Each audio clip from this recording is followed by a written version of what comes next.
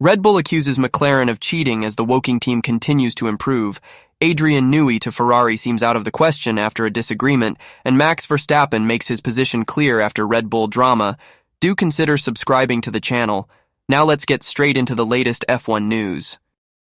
Red Bull senior advisor Helmut Marko could not shut down renewed Max Verstappen to Mercedes speculation for 2025, while he did not guarantee Sergio Perez's place either.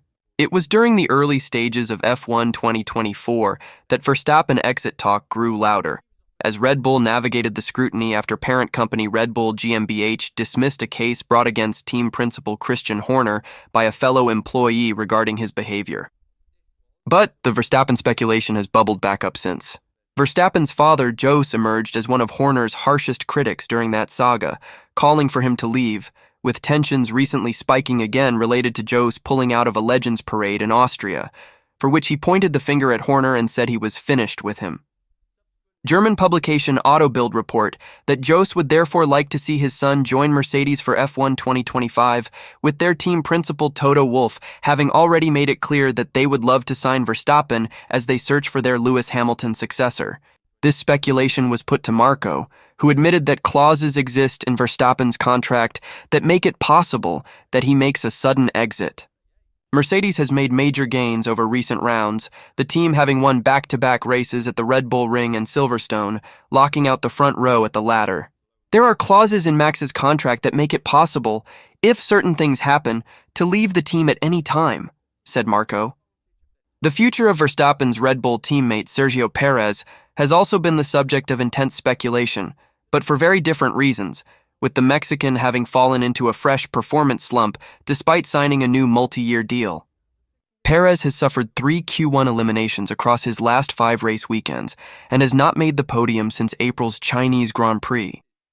Asked by OE24 why Perez is so far behind Verstappen, Marko revealed, with all the bad luck he's had, he's also mentally battered.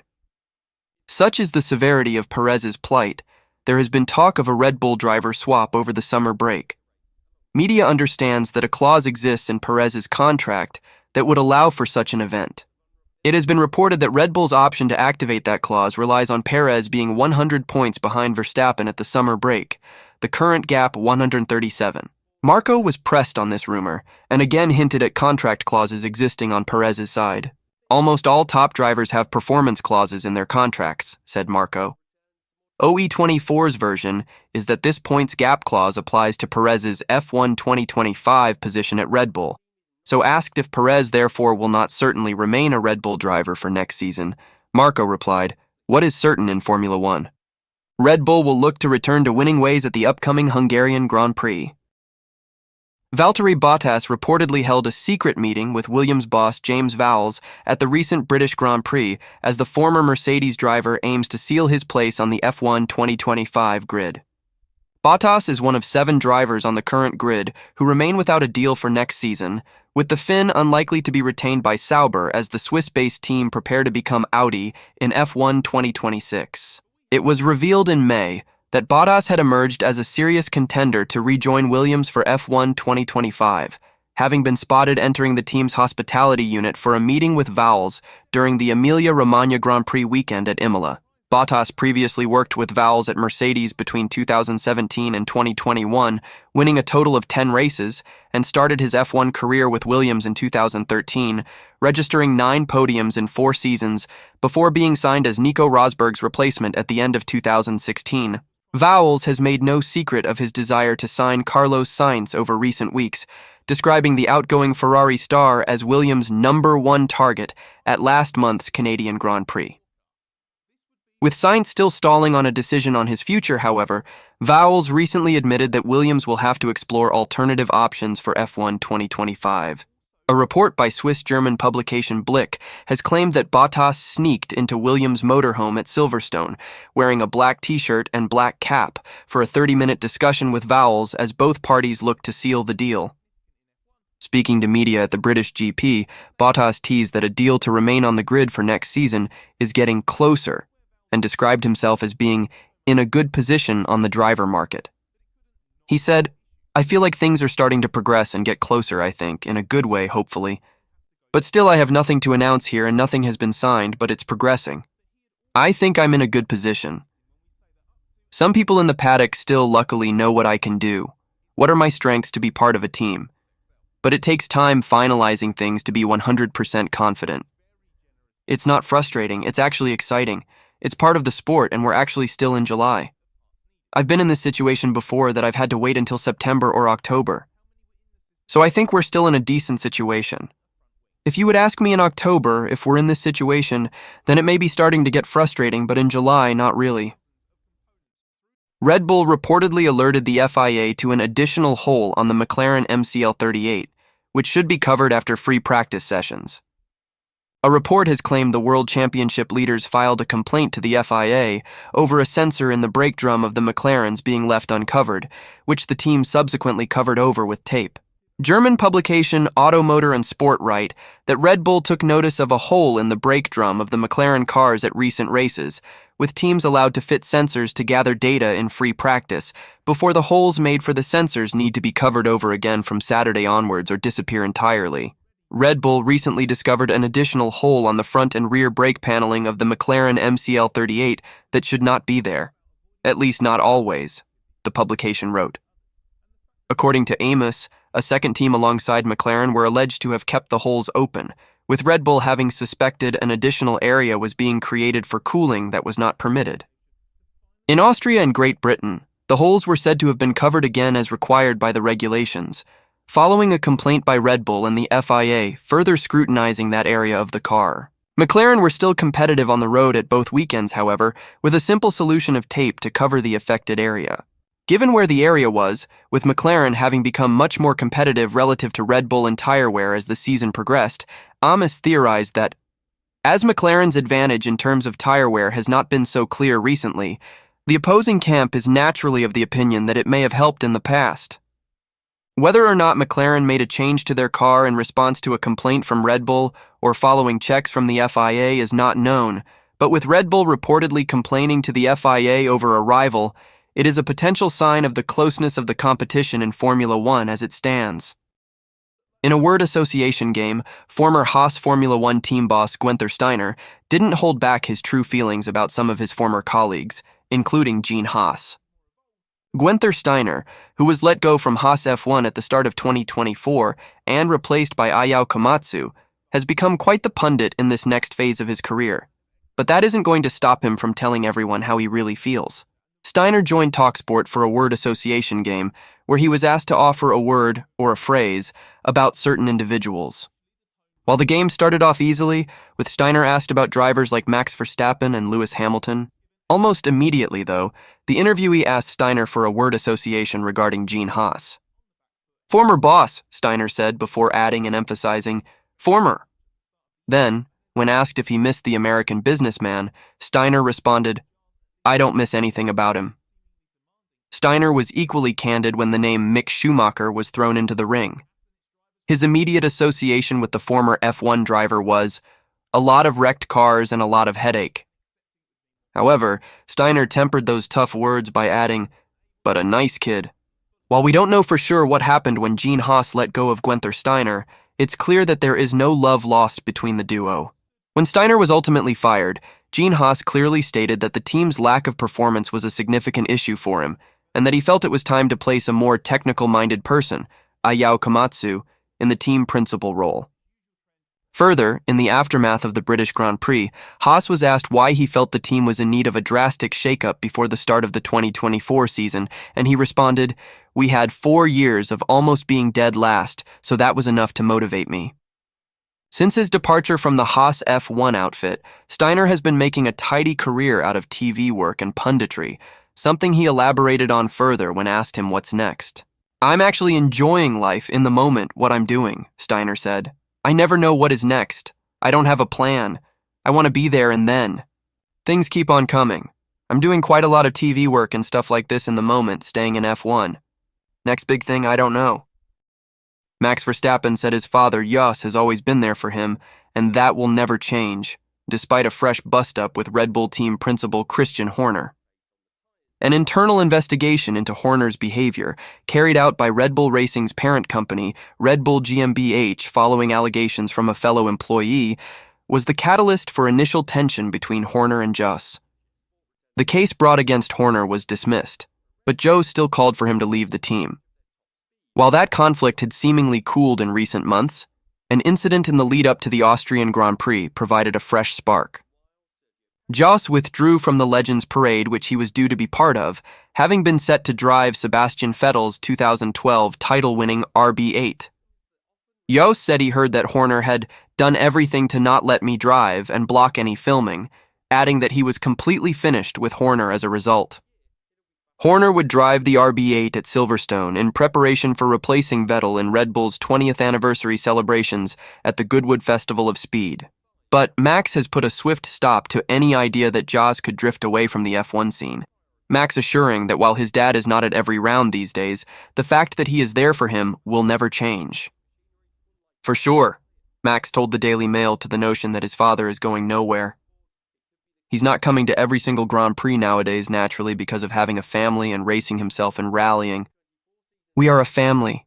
He's always been there for me, and that will never change.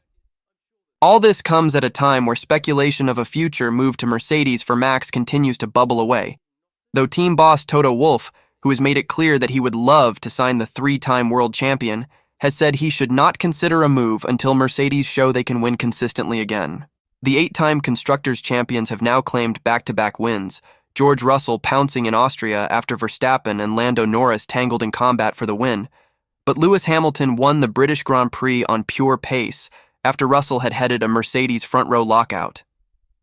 I think we still need to look at ourselves and say, what can we do in order to have a car that is able to race with these two at the front and do it more regularly? Wolff told media. And I think this is a moment where we can say that we can be a harbor port or destination for the best drivers, including Max. But we're not there yet, so if I was him, I wouldn't be considering such a move yet. The chances of Adrien Newey joining Ferrari have reportedly receded significantly. His salary demands one of two apparent issues. The future of Adrien Newey has been a popular topic for debate since his Red Bull departure was announced.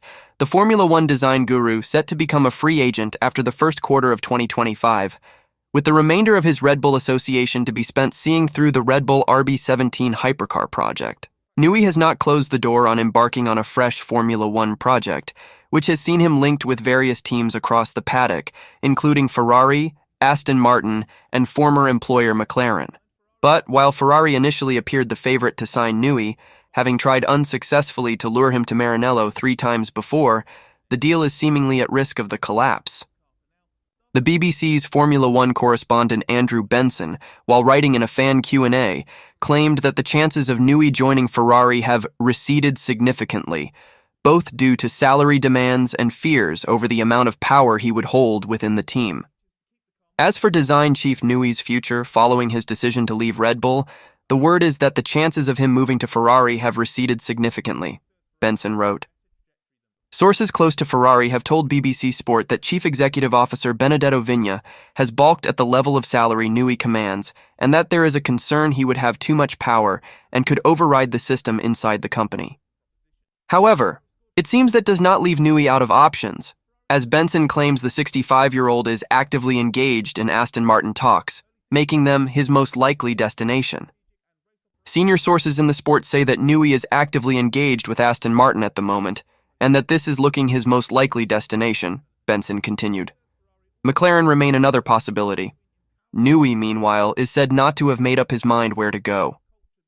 It is understood that Aston Martin has emerged as a leading contender to sign Newey, who it is understood made a recent secret visit to Aston Martin's new Silverstone factory. While the BBC reports that Newey remains undecided, a source indicated to media that a contract may already have been agreed between Newey and Aston Martin. Media reached out to Aston Martin with a request for clarification, a spokesperson responding, "The Aston Martin Aramco F1 team is a very appealing project with Lawrence Stroll's vision.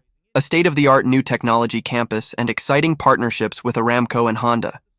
Many high-profile individuals across all areas of the team are linked to the project, but we don't have anything to announce." Formula One is in for a scorcher at the Hungaroring, which could blight Mercedes' chances of keeping their race-winning streak alive. The day's high is forecast to be in the early 30s for all 3 days of running, which means the track temperature is likely to knock on 50's door. That could scupper Mercedes' chances, as the W15's long-run performance in hot weather hasn't been the car's strong suit. Although Mercedes claimed their first of 2 race wins at a hot Red Bull ring last month, George Russell was a distant third behind Max Verstappen and Lando Norris when he inherited the lead after they punctured. His teammate Lewis Hamilton made it 2 from 2 a week later when he clinched the victory at the British Grand Prix, doing so on pure speed but in changeable conditions at the Silverstone circuit. There were, however, encouraging signs for Mercedes at their home race when Russell pulled away in the dry in the first stint. But while it was dry, it was by no means hot. Mercedes trackside engineering director Andrew Chauvelin admits this weekend's race will be a test of the team's progress. Chauvelin told the F1 Nation podcast, "We certainly don't think we won the last one. Let's go and win the next one." It almost makes you a bit more nervous that maintaining that performance we had in Silverstone is going to be very difficult. If you look at what is the big difference for Hungary, is probably this is the test of whether or not we have got on top of our long-run performance in hot conditions. In Barcelona and in Austria, we couldn't match Lando or Max on the long runs. Both those 2 cars were well ahead of us. Now we hopefully will have made a bit of progress. If you look at the size of the gap at those 2 previous races, I'd be surprised if we can pull it in that significantly. But then again, we surprised ourselves with the first stint in Silverstone. We didn't think in that dry bit of the race we'll be able to break away.